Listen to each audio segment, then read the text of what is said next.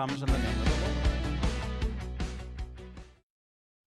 Shalom and welcome to this edition of Revealing the Truth, where we cover the headlines, the heartlines, and biblical truth. I'm your host, Messianic Rabbi Eric Walker. Can people make positive changes in their lives that really last? Dr. Mark Baker has been trying to answer this question for the past 25 years as a clinical psychologist. To discover the answer, he went on a quest to find people who have changed their lives in the most dramatic ways, ending up in the largest maximum security prison in the United States, located in Angola, Louisiana.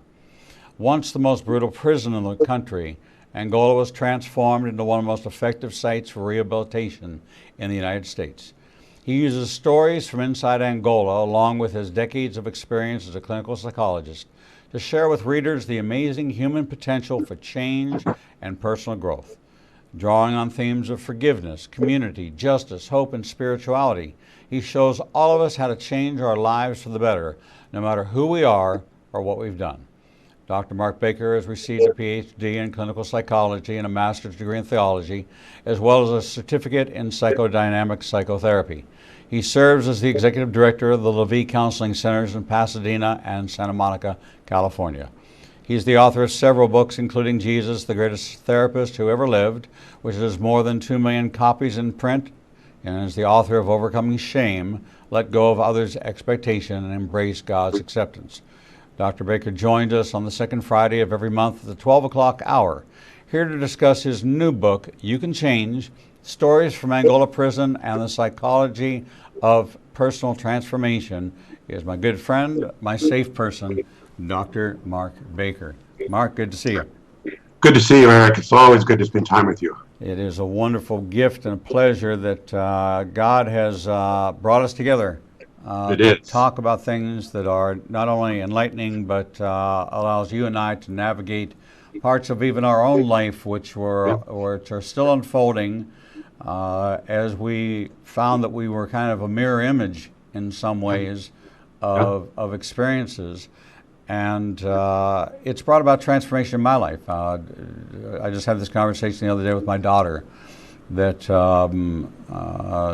she said, you know, Dad, I see there's a real difference in you, of your commitment to be the kind of dad that you said you wanted to be, but you weren't. You were committed to business and to traveling and to all the other things, and you kept saying you wanted to, but you just couldn't. Now you've taken the time to actually do it and to be a part, and it's made a huge difference in our relationship and with my granddaughter, so I appreciate that. Right. You know, I was thinking that we are facing this coronavirus situation, which actually fulfills the word pestilence in the Bible. Pestilence is an epidemic, contagious, virulent disease which spreads throughout the world. Most people think pestilence are like, you know, flies or gnats, but that's not pestilence in the Bible. Pestilence is exactly what coronavirus is. And so it's something we seem to have no control over. Mm-hmm. It has a life of its own. It lives longer on surfaces than any other virus that we've ever encountered. So, you know, the flu doesn't live on a wood rail or a stainless steel banister for 12 or 14 hours, but this one does. And so it's defying what we know, which is why they call it a novel coronavirus. If you look on the back of a Lysol can, it says it's effective against coronavirus. But it's effective against this novel one, but it doesn't respond to heat the same way. It has a different morphology, if you will, than similar viruses of the past. And the world is responding in a rather traumatized way. Right. That's accurate. I think you look at the reaction that we're getting, especially, well, all over the world, but we're here in the United States. Look at the stock market decline over the coronavirus fear. This is the worst ever reactions that we're getting. We've got people who are terrified to go into public, and we're seeing in our counseling centers, if you started off with a baseline of anxiety or fear that was above average, it's through the roof now. People are literally paranoid. And so, and you look at the numbers to date, the number of people who died from coronavirus in the United States is just a fraction of the number of people who died from the flu last year. A fraction. Right. And yet the reaction is one of great terror because of the things that you just said. There's something new going on, and the unknown scares us to death. We're terrified. Why is this here? What's going to happen to me? How can I get to? If it can be on a handrail, I'm not safe, right?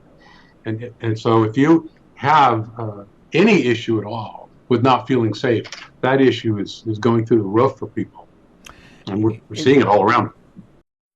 It's very interesting in the Bible.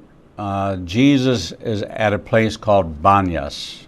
Banyas is it's one of the three headwaters of the Jordan River, where the water comes out. It was also the place of Pan's temple. And I gave a teaching right there, taking you back into the book of Matthew, where Jesus says today, he asked Peter, who do people say I am? And he says, well, some say you're Elijah, some say you're a prophet. He says, but who do you say I am? He said, well, you're the Son of the living God. And he said, today I stand before you at the gates of hell, and the gates of hell will not prevail, but on this rock I will build my church. Pan was the false god, half man, half goat. If you look in the Greek, you see that in the Bible there's three Greek words for love, three different types of love. We know those: agape, eros, and what's the third one? The phileo. Phileo. But if you look in your journal under phobias, you'll find that there's over 2,800 named phobias. There's only 3 names for love. There's over 2,800 phobias. There is popophobia, fear of the Pope. There is fear, there's a name for the phobia of peanut butter sticking to the roof of your mouth. There's fear of chickens. Uh-huh.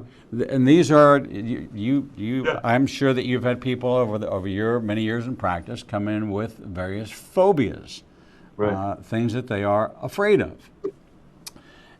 And isn't it interesting that we call this a pandemic? We call something a panic attack. Mm-hmm. We talk about chaos as pandemonium. Every time we utter the word that begins with the P-A-N, we are paying honor to a false god in this false god Pan that people were making human sacrifices to. They were dropping live babies through this hole in the ground, which was to satisfy and stem this wrath of Pan. And look at how many words we have in the English language and in the world you live in that begin with the letters P-A-N. Mm-hmm. We've indoctrinated ourselves through language into the acceptance of the incorporation of giving a name to something which honors a false deity. Right. We don't recognize it unless you're a Bible guy like me and you pull all those things together to show how it's so easy for us to fall into that counter-biblical position, right, of be anxious for nothing when you're anxious about everything. Right. Fear not. Well, I'm always afraid. We know the words, we just don't apply them because God wasn't talking about what I'm going through. I think there's a spiritual battle that we're all fighting. And right now, we in America are facing that very battle that you just described. It's Pan versus God. We're in that battle right now. We're all scared to death. I was looking at the stock market before the show right now. I'm like, oh my gosh, what's happened to me and my future and my retirement? I'm not a young man. So I felt that fear. And so we're facing that very dilemma and asking the question, I think, that humans have asked throughout all history: what's stronger, fear or love? What's stronger? Which is more powerful? What's the more powerful God for us to worship? Which is going to get me through this, right? Well, I've as a psychologist, I've asked that question often to try to understand what makes people tick. And Niccolo Machiavelli said that for a ruler to rule well, it's important for the ruler to be both loved and feared. But if you have to choose, it's better to be feared than loved. Right. So this is Niccolo Machiavelli's sort of dictum that he tried to persuade the prince of the time to reinstill him in power, because he wanted to give him a strategy for ruling. Which God should we worship? And Machiavelli says, well, it should be fear. We should teach people to fear, and that's what will get them in line. That's what will make them vote the right way. That's what will make them act the right way. They'll follow me out of fear. Well, I've tested that theory in my research and looking because Jesus said the opposite of that. And the followers of Jesus said, no, actually, perfect love casts out fear. So if you want to live the most powerful life possible, you have to live a loving life, not one that instills fear in people. That is the very opposite of what many people believe. And I have captains of industry that sit in my office, and they read Niccolo Machiavelli. They actually have read The Prince, and they think, oh, that's the way I should conduct myself. That's how we should live. And politicians are fear mongers. We know that. And so people in America today are having to face this dilemma that we're describing. Am I going to follow Niccolo Machiavelli and the God of Pan, or am I going to follow the God of love? And how do I do that? Does that even work? And what's on my mind is the book I just wrote, and in the prison I went to, that question is asked most fundamentally for the lives of the guys there. In Angola prison, Angola, Louisiana, these men are there for life sentences. They're not getting out. 90% of them will die there. Life is reduced to the basics. How are you going to live through today? Do you have to dominate by fear your environment? Is that how you're going to survive? Or can love possibly be the most powerful way to live? I mean, life is reduced to the basics there. There are no fancy cars. There are no fancy houses. There are no bling. There's nothing to make you have status over other people there. And so life is reduced to its most basic questions. And the guy we talked about last month, Carolina, I want to add a little bit to his story. It was such a great example of this question. He had to answer this question. When he went into Angola prison, he was the most feared man. He said that about himself. His father was the most feared man in the community, and Carolina became the most feared man. And that's how he conducted his life. He would kill men with his bare hands if he needed to, and everybody knew it. And when he came to the prison, he was feared, and he established fear by picking the biggest guy in the room and beating him to a pulp the first day there. That's how you establish your pecking order with fear. Well, Carolina met Christ in the prison, just like Paul on the road to Damascus. We talked about this last time. He was struck deaf and dumb because Christ hit him and blinded him and said, I need you. I want you. I'm gonna take you. And in that moment, the first time in his life, he didn't hate anymore. That's all he knew, was my hatred was gone. I don't know what else happened. And it took the other believers there to help him, like Ananias and Sapphira did for Paul, help him understand what had happened. God has taken you. God has captured your heart. Carolina then became a zealot in prison, and he approached. Actually, the warden sent him to another prison after he'd been there for a couple of years and gone through the seminary and become a leader in the Christian community there. And this man, he walked up to the most feared man in this other prison that he was sent to try to bring moral rehabilitation there, sharing the gospel with him. The man beat him to a pulp. In Carolina, blood spitting out his mouth, threw his arms around him and said, "I love you, brother." And over the period of the next several months, Carolina decided, I'm going to love this man, the most feared man in the prison. And they knew Carolina's reputation. And he was going to love this man. That's all he was going to do. And the man came out of solitary confinement. They put him in Carolina's dormitory, which is an insult in prison life, because if a man beats you, they keep him separate because the man will beat you to death the next time. And Carolina's first thought, because of 45 years of training, was, I'm going to kill this guy. And then he whispers that to God. You know, I'm just going to kill him. And God's whisper back to him is, no, you're going to love him. You're going to love him. And Carolina said, I told you this last time, no, I'm going to kill him, then you can love him. Mm-hmm. I'll send him up to you, and you love him. And he just heard this whisper back, no, you're going to love this man.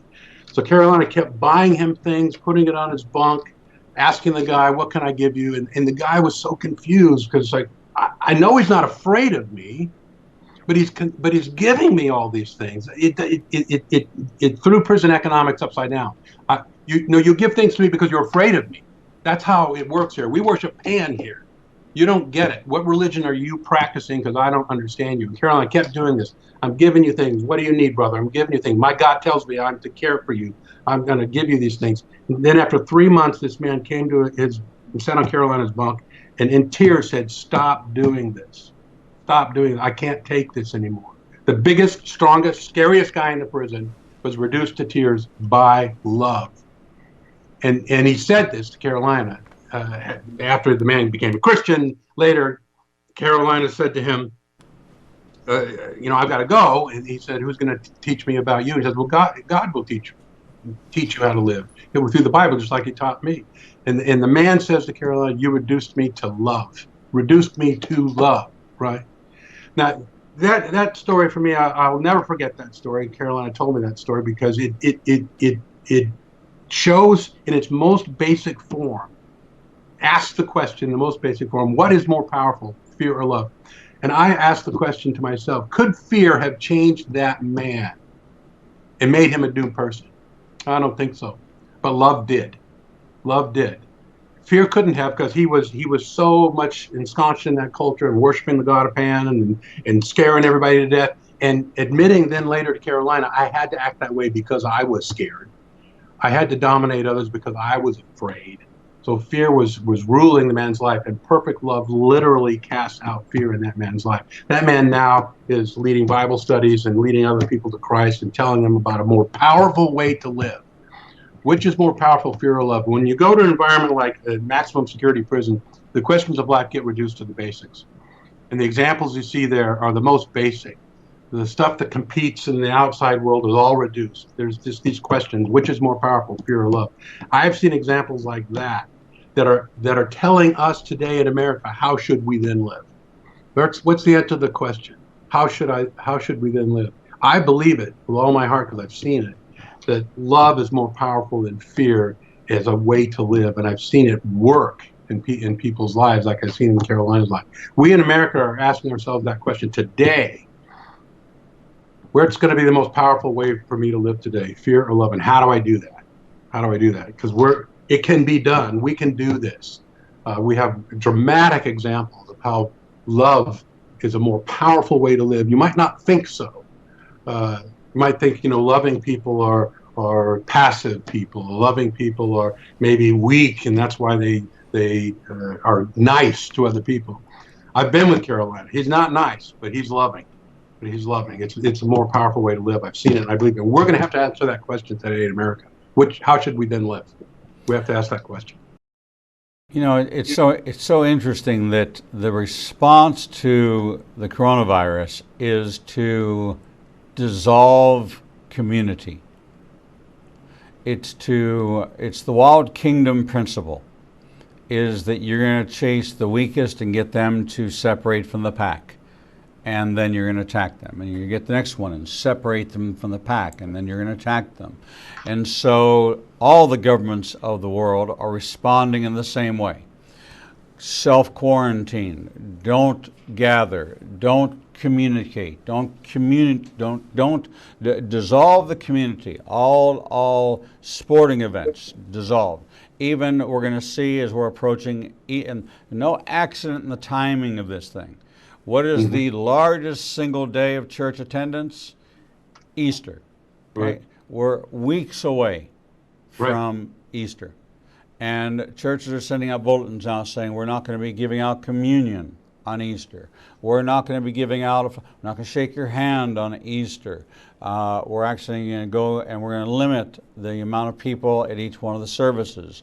We may have to do 15 services, but no more than 500 people, so we can have you at least 4 pews apart in this Easter service. So it's a response that is breaking up unity, Right. which God says, behold, how good and pleasant it is when brothers dwell together in unity. That's what you began to see at Angola, that they were now coalescing around Right. this concept of love and this faith in Messiah. And the closer they got, the less bars and gates and locks they needed, Right. because it was the power of the compounding of one, Right.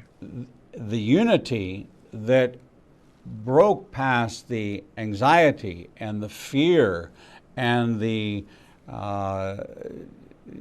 I mean, imagine you're going to be sent to this place, and your countdown to when you're going to be stabbed or beaten to death. Your internal clock, the button's pushed. It's Right. it's a stopwatch. Okay? Right. You know it's going to happen. You know that you're either going to be a shiv, beaten to death, or raped until you're dead. Yep. That's the three possible future outcomes. They all Right. wind up with you dying. Living to old age, it's comparable to saying, how many 450-pound, 110-year-olds do you see walking around? None. All right? That's exactly what this prison sentence is all about.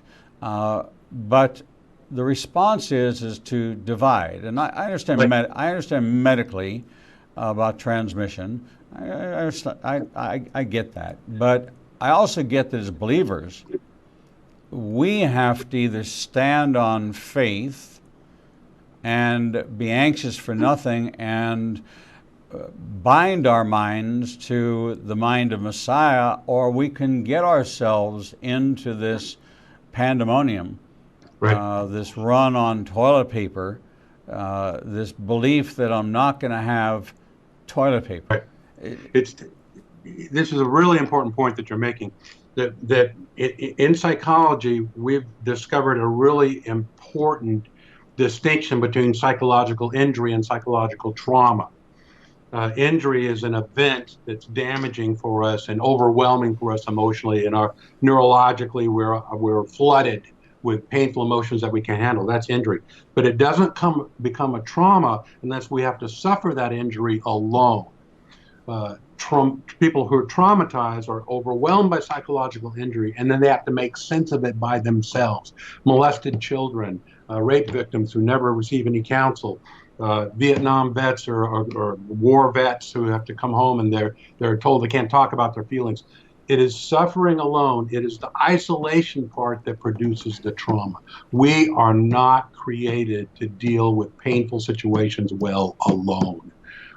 It's all throughout the Bible that the people of God are a community. And what I witnessed in Angola, take Carolina's story, I saw 2 miracles in his life. One, that God reached down and snatched the hatred out of his heart. And 2, there was a community there that could nurture that change and could keep him connected both to each other and to God. Without the community there, I don't know if Carolina would have made it. I don't know if he would have been that seed that fell among the rocks, or the weeds choked it out. I don't know. Community is absolutely essential for us to live the life that God wants us to live. To be anxious for nothing, but by prayer and supplication, let your requests be known to God. The whole phrase is important, which means you're going to be anxious, but it's telling you what to do when you get anxious. Go to God, come together in the community. Do not try to deal with this alone. And we have a dilemma on our hands, and you pointed out quite accurately. To treat with a disease, first you quarantine people thinking they might have it. Then once they have it, then you isolate them. That's the medical procedure. So isolation is part of the treatment of the disease, and it's the worst thing to do for us spiritually, to isolate. So we have a battle on our hands. We have to say to people, well, you got to figure out how to stay connected to God and others in the midst of this, because the disease wants to isolate you. Satan wants to isolate you. God wants to unify you. And for us to survive this, we've got to figure out how to come together as a community when this disease is very likely going to isolate maybe half the country. We don't know yet. We don't know where this is going, but we do know the God that's going to go through it with us, and that's the God that wants us to stay connected to Him and stay connected to each other. We've got a challenge on our hands. I thank God for technology.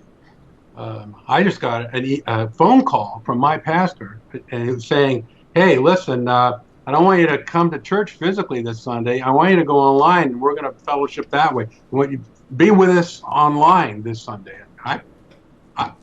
He's never said that. In decades, I've never heard that. But we've got to figure out how to stay as a community connected. That's how we deal with psychologically painful events, to keep them from becoming traumatic, because we have to keep the community connected. We did that with leprosy. Here you have this communicable disease, and so what did you do? You put lepers together with other lepers, and they had a leper colony. Mm-hmm. So they had almost a ministry of suffering that they all shared in common. That they were able to have community even in leprosy. We've got to find a way that so you're corona positive, then let's have prayer meetings with all corona positive people, mm-hmm. and go sanitize a room at the church and have somebody with a can of Lysol, and you clean it when they get there, and you clean it when they leave, and you provide a gathering place for everybody that's tested positive for corona. We're looking at mortality rates that are not by any means scary. It's not like 30% of all people that contract it die. Even on the higher ends of the numbers, and it's age specific. Right. There's as is pneumonia is age. More 80-year-olds and above die of pneumonia than 14 and below.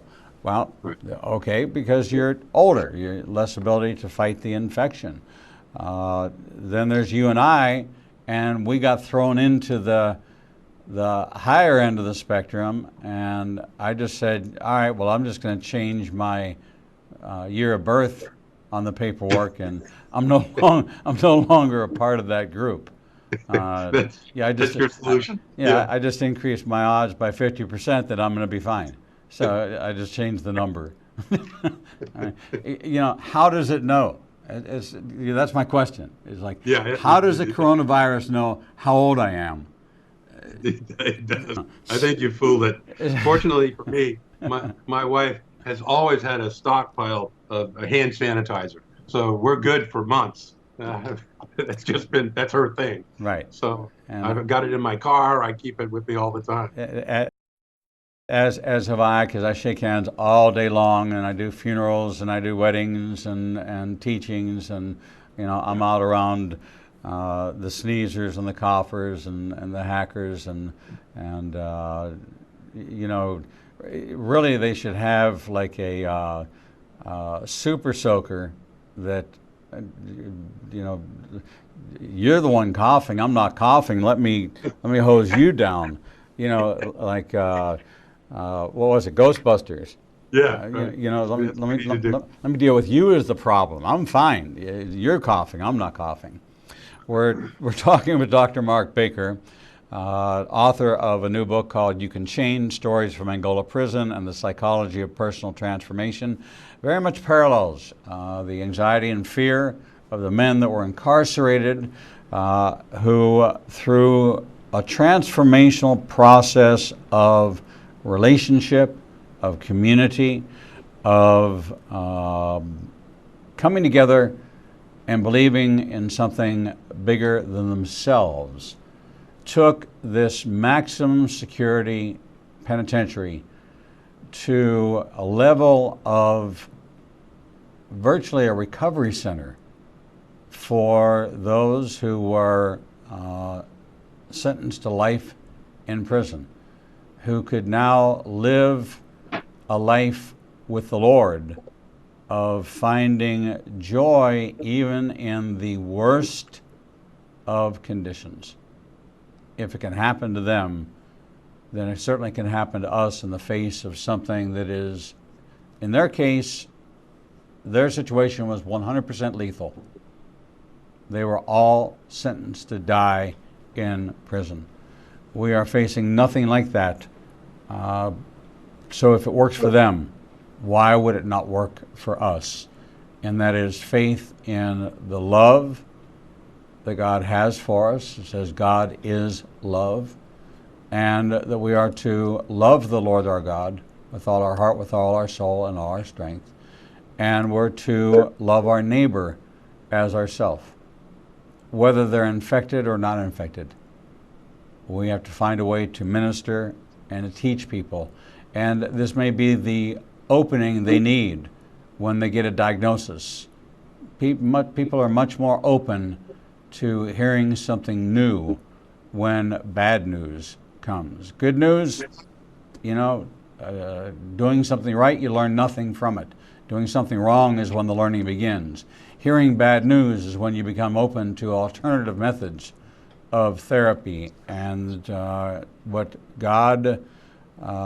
the enemy intends for evil, God can and will work for his good so that many will be saved. So our conversation needs to be our response to our neighbors and to our friends and to our community in a time when we're facing this new epidemic called coronavirus.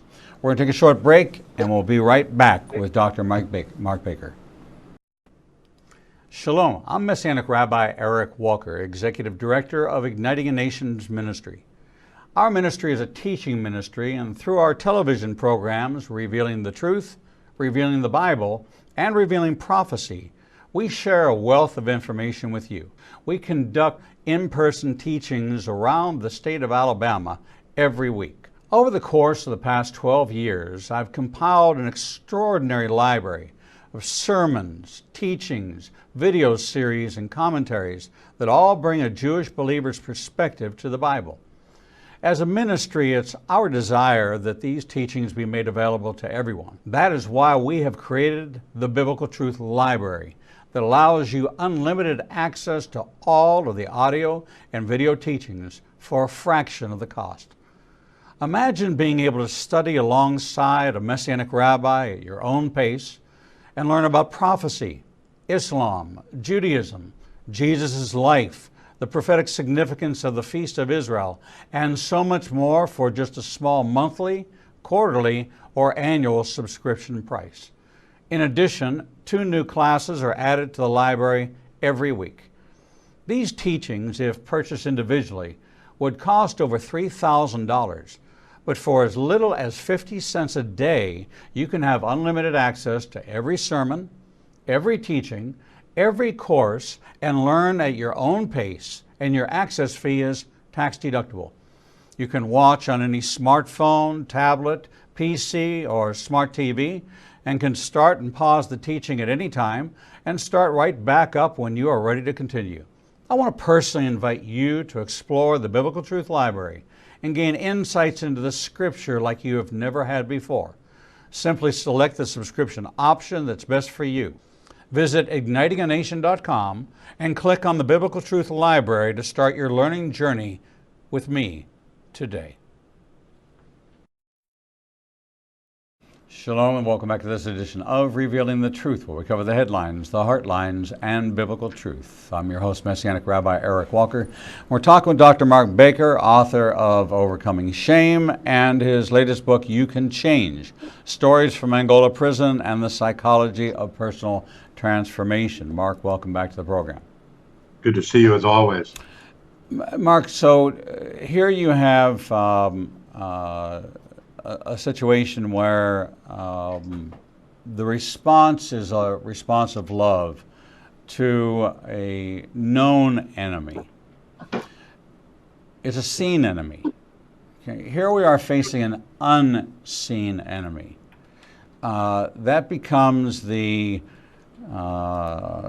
almost the harbinger of the dark night of the soul, the boogeyman, the monster on the bed, the one in the closet, the thing we feared when we were little kids of hiding behind the curtain, why we had a flashlight, a night light, why we cried out and mom and dad came and turned on the light and opened up the doors to show us there was nothing there. Well, we can't see this. And we struggle with faith, as God says, listen, you trust and believe in something you cannot see. Right. How much more so than the one standing in front of you that you can see, should you believe in him? Here we're faced with something that is known but not seen. Don't know where it's living. So we are going to extraordinary measures of trying to sanitize and avoid and do all these things. And, I have a 93-year-old mother. She's in great health, but in isolation, her health could suffer because of isolation. Mm-hmm. So if she's locked away in her apartment, she's a very social person. She's locked away for a week, 2 weeks, 3 weeks at a time, and doesn't have any social interaction, winds up sleeping. She stays in bed too long, then the body's not processing fluids, and all of a sudden it settles in the lungs, and things begin to manifest themselves. Have nothing to do with coronavirus.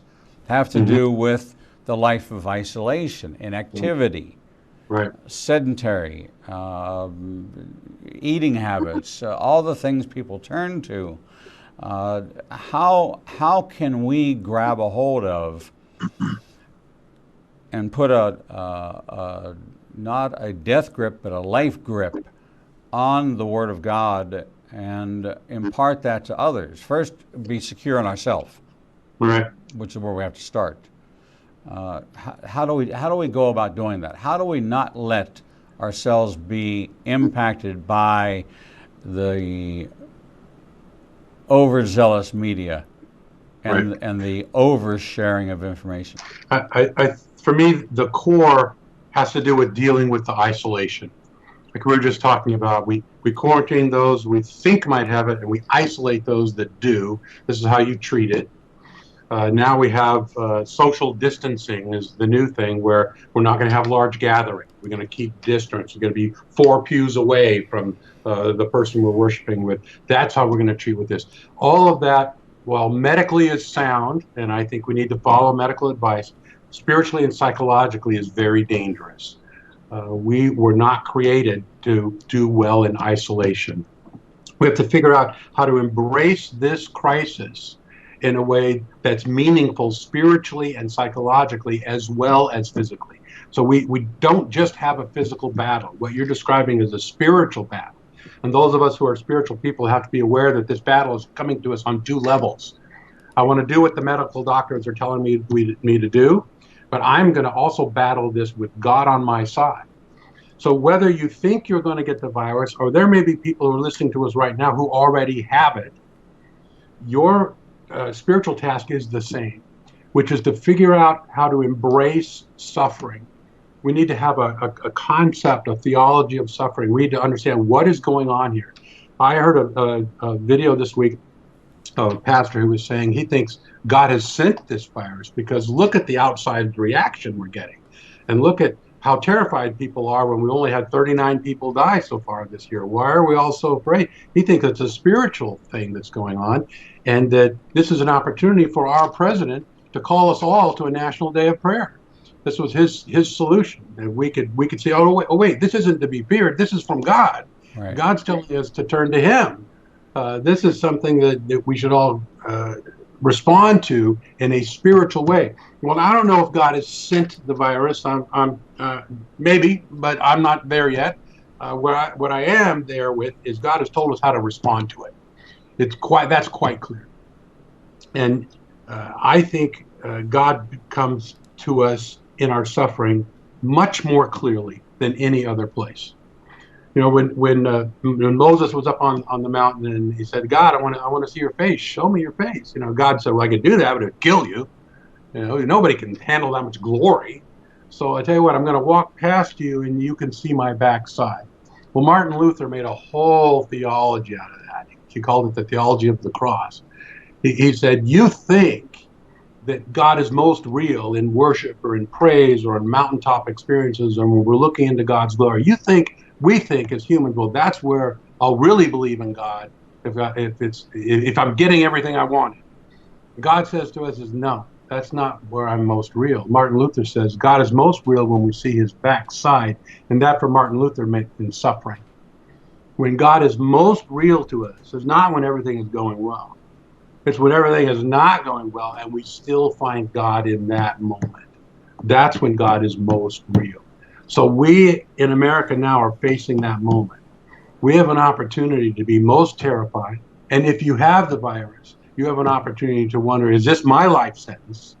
Is this it for me? Is my ticket getting punched here? That's the moment where you can find God. If you look for his backside, you'll find God in that moment. He will be more real to you in that moment than any glory experience, than any blessing you've ever gotten, than any success you've ever had. God's more real in those moments. And I think Martin Luther was right. I think there's a paradox in the way that God has created the universe, that this suffering that we all think, oh my gosh, it's tragic, it's awful, and how could God allow this to happen? And my response, because of reading Martin Luther, is, what are you talking about? This is an opportunity for you. This is not how could God allow this to happen moment. This is, where is God in the midst of this moment? This is an opportunity for us to find our relationship with God and with each other. This is, I think, the antidote to the isolation, is to realize that suffering, the darkness in suffering, tempts to separate us from God and others. That does not have to win. We can find God and community of others in the midst of our suffering, and that's the most powerful way to live, both psychologically and spiritually. Now, it's tricky because medically, the doctors are saying, no, you want to stay disconnected from other people. And we're saying as spiritual people, no, we're going to figure out how to stay connected. I love your suggestion.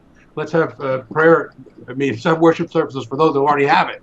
I mean, that's brilliant. Let's go there. What can you do to me now, right? Exactly.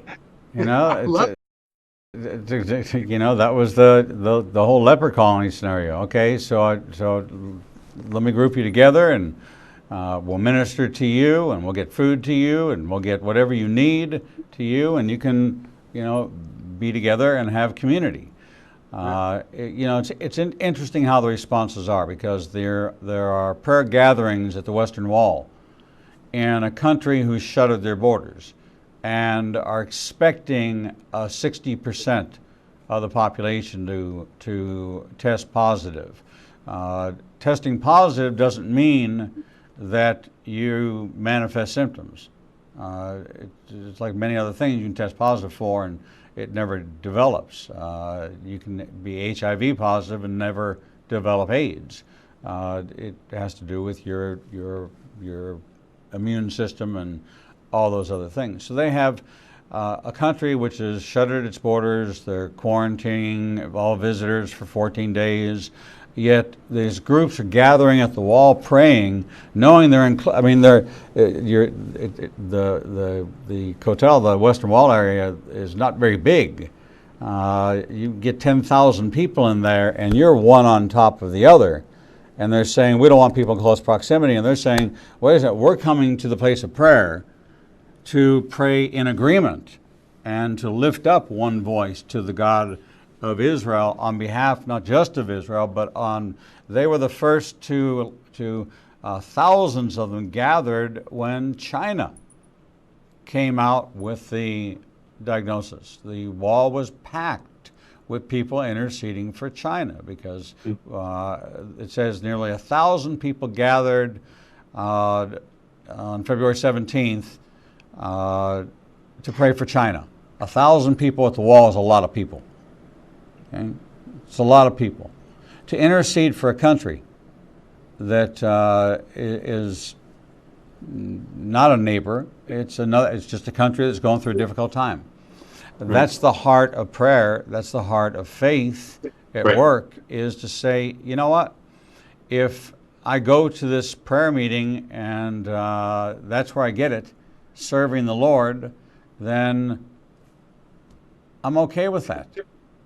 You know, I go to Israel every year. We had to cancel this year because of the virus, not our choice. We still would have gone. And my feeling is people say, well, aren't you concerned that something might happen to you there? I said, I'm going to wind up there anyways. See, that's the spiritual and emotional pull within us. That's the image of God, I believe, in all of us. It says, no, we want to be together and one voice face this. What's coming to my mind is after 9/11, you know, the terrorists thought, okay, we're going to scare Americans and they're going to scatter because we've terrified them. You're not safe anywhere. You're going to work, we're going to blow up your building. And they had hoped we would all isolate and hide. And what happened the day after 9/11? People poured out by the thousands to give blood. Here in Los Angeles, you had to wait 2, 3, 4, 5 hours in line to give blood for people in New York I've never met. That was the image of God in us saying, no, come together to support those in need. And that's how we fight psychologically and spiritually the terror we're all facing now. How are we going to fight this fear? Come together. Don't isolate. Figure out how to do that. It's going to be tricky, but we can figure out how to do that. We can win spiritually this battle that we're facing right now. This is a test for us spiritually and psychologically. You know, I do see this as a test. I see this as a separation of the sheep and the goats. I see this as a precursor to what lies ahead in the rise of the Antichrist. And as we face these end times, we are told that in the last days that there will be pestilence upon the earth. And is this that pestilence? No, this is a pestilence. Could it be that pestilence? It could be. Don't know. That's one of those things you won't know until afterwards. You're not going to know during. You'll only know after. But if we, as a body of faith, exhibit faith, then we are provoking someone who is in a panic mode, and they look at you and say, why? How can you be so calm when you're facing the exact same thing I am? And my response usually is, I could tell you, but you really don't want to know. And they would go, no, I really want to know. I'm telling you, seriously, I could tell you, but you really don't want the answer. I promise you, you're not going to like it when you hear it. And they go, no, tell me, please tell me. So, okay, I warned you. Okay, it's because I believe in Jesus, and they go, well, yeah, you're right. You know, I really don't like your answer, but I have evidence in the way you've conducted yourself that there's got to be something there, that you're responding to it differently, and you're telling me that's what it is. Yep. So if I grab a hold of this Jesus guy that you grabbed a hold of, I can do that too? Yes, you can. Well, show me. Show me where it says that. Well, I can show you. I can point. I can open up.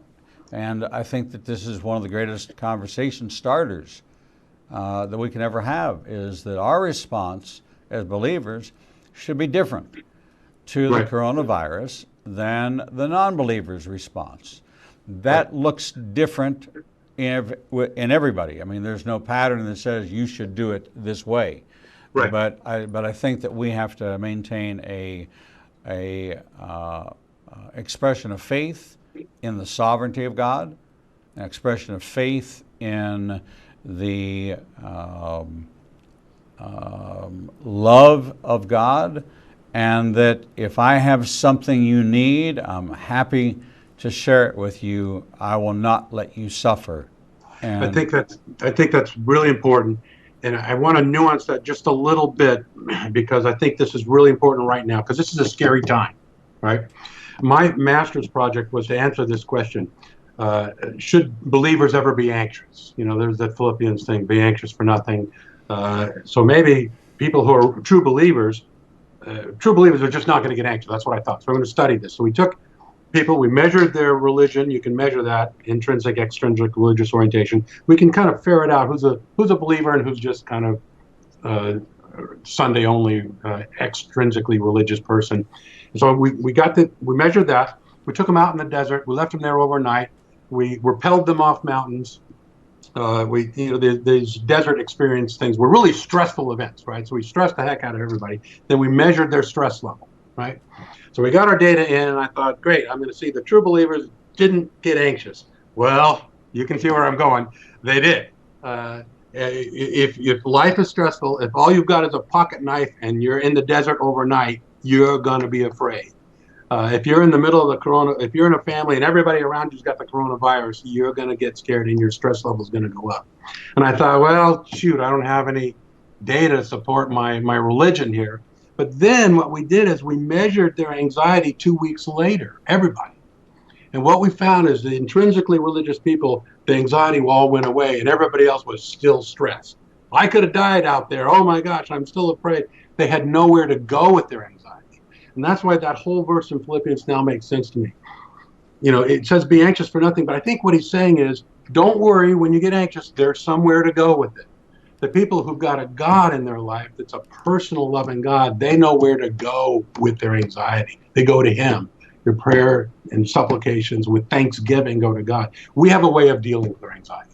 I don't think that verse says now, because of my research, I think, that you're not going to get anxious if you're a believer. But what it does tell us is you've got a really good place to go with it when you do.